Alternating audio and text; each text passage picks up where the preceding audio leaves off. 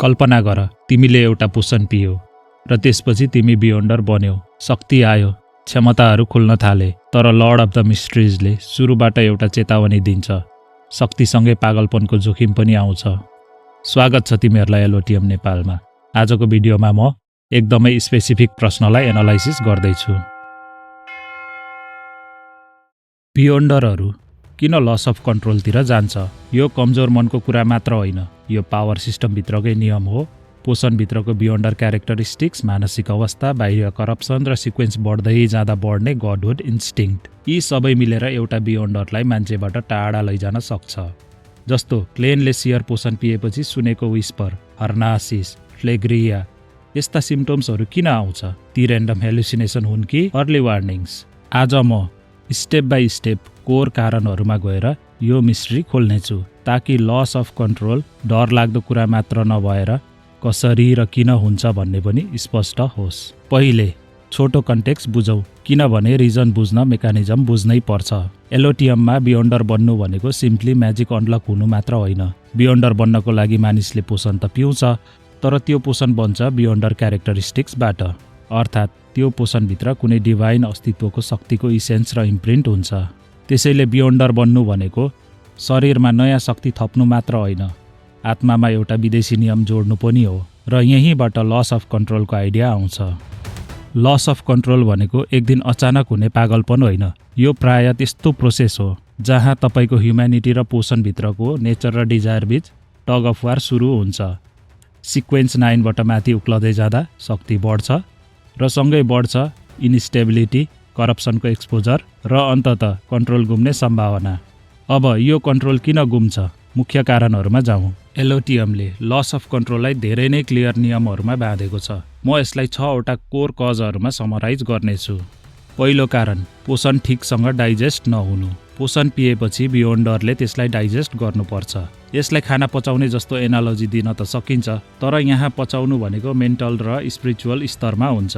Digest हुनुको अर्थ पोसनको nature अनुसार व्यवहार बिस्तारै अलाइन हुनु, क्यारेक्टरिस्टिक सेटल हुनु र पावर स्टेबल हुनु। यदि डाइजेस्ट नहुँदै अर्को पोसन वा सिक्वेन्समा जम्प गर्ने प्रयास भयो भने क्यारेक्टरिस्टिक्स अनस्टेबल हुन्छ र कन्ट्रोल चिप्लिन्छ।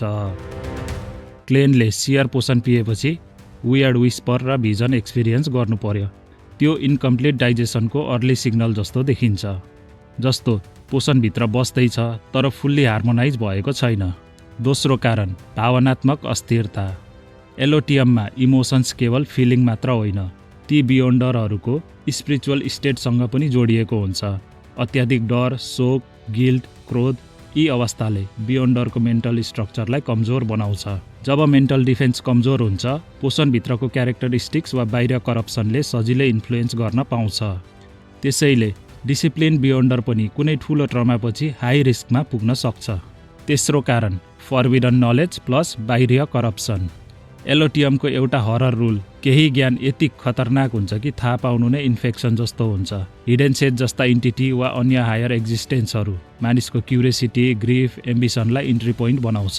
ओल्ड निलको केसमा उसले निषेधित रिसर्च जति गहिरो गर्थ्यो त्यति नै हिडन सेजको इन्फ्लुएन्स बढ्ने सङ्केत देखिन्थ्यो। क्लेनले स्पिरिट भिजन मार्फत नजर वा उपस्थिति जस्तो देख्नु त्यो करप्सनको सिनेमेटिक रिप्रेजेन्टेसन मात्र हो।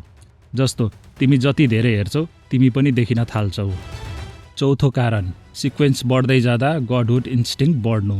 लोवर सिक्वेन्समा बियोन्डर धेरै हदसम्म मानव नै हुन्छ, तर मिडलदेखि हायर सिक्वेन्समा पुगेपछि क्यारेक्टरिस्टिक्सभित्रको डिभिनिटी लाइक इन्स्टिङ्क्ट बलियो हुन्छ। त्यो इन्स्टिङ्क्टले इमोसनलाई विकनेस ठान्न थाल्छ, नैतिकता र सम्बन्धलाई बाधा ठान्न थाल्छ अनि मानवको सीमाबाट बाहिर धकेल्न थाल्छ। यही कारण उच्च सिक्वेन्समा रिचुअल, प्रोटेक्सन र स्टेबिलिटी मेकानिजम धेरै नै आवश्यक हुन्छ। एक्टिङ मेथड मात्र होइन, पछि एङ्कर पनि चाहिन्छ, त्यसलाई पनि म एक्सप्लेन गर्नेछु। पाँचौँ कारण, गलत पाथवे। पाथवे भनेको क्लास मात्र होइन, यो स्पिरिचुअल ब्लुप्रिन्ट पनि हो।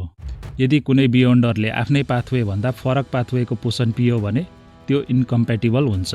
इन्कम्प्याटिबल क्यारेक्टरिस्टिक्सले जबरजस्ती तपाईँको आत्माको प्याटर्न रिराइट गर्न खोज्छ र सिस्टम क्रास हुन्छ।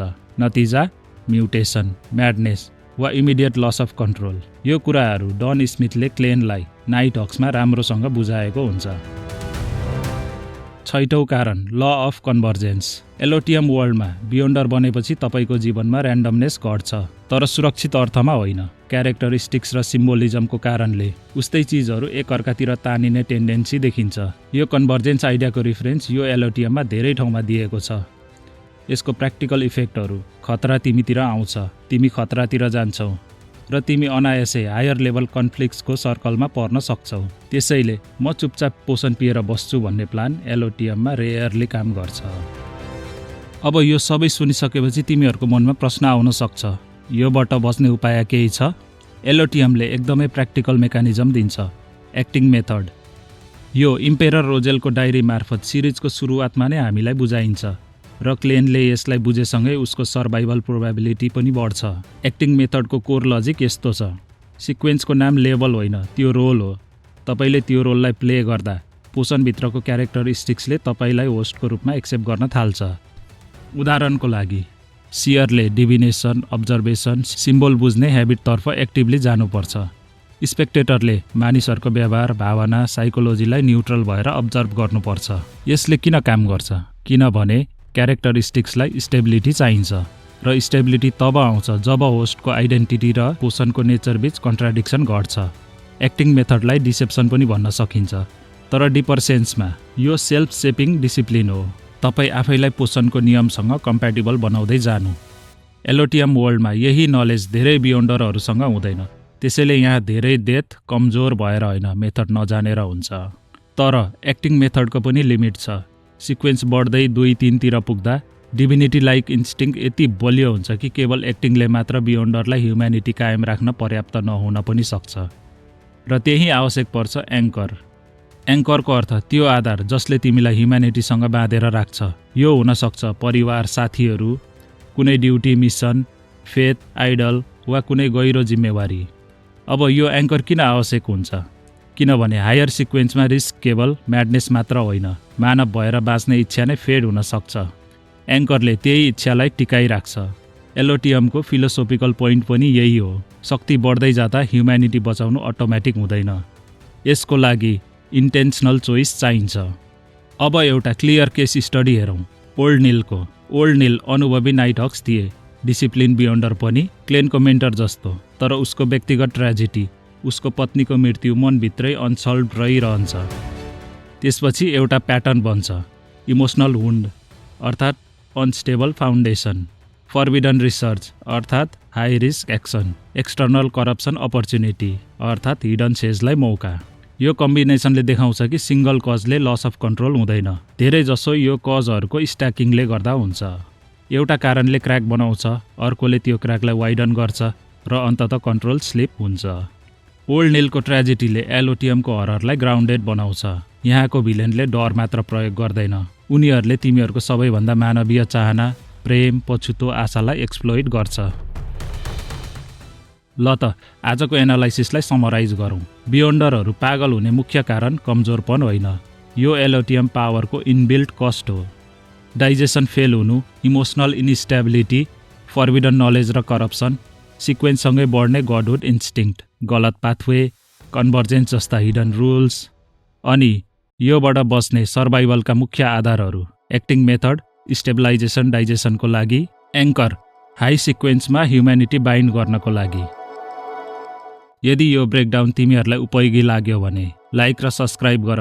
कमेन्टमा भन तिमीहरूलाई एलोटियममा कुन लस अफ कन्ट्रोल केस सबैभन्दा ट्रेजिक वा स्केरी लाग्यो। अर्को भिडियोमा म ब्रेकडाउन गर्नेछु ट्यारो क्लब कसरी बन्यो, के त्यो ग्रुप मात्र हो कि क्लेनको सर्भाइभल आर्किटेक्चर पनि हो, अथवा कुनै टपिकलाई बुझ्न चाहन्छौ भने कमेन्ट गर, त्यसको भिडियो म बनाउनेछु। फेरि भेटौँला अर्को एपिसोडमा। By by.